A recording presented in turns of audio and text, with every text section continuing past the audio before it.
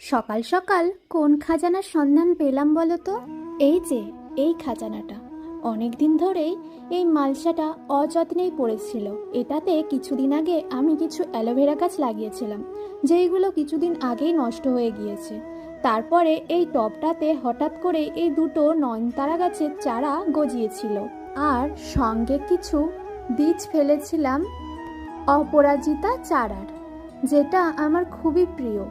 সেখানেও অনেক গাছ গজিয়েছে, তাই ভাবলাম আজকে দুটো নয়নতারা গাছ রিপোর্ট করে নেওয়া যাক। আমার তো নয়নতারা ফুল খুব ভালো লাগে। আমার মতো কার কার নয়নতারা গাছ খুব ভালো লাগে তোমরা আমাকে কমেন্ট করে জানাও।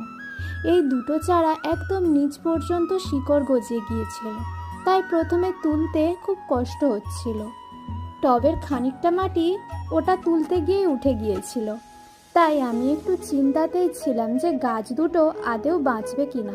দেখো কত সুন্দর গ্রো করেছে।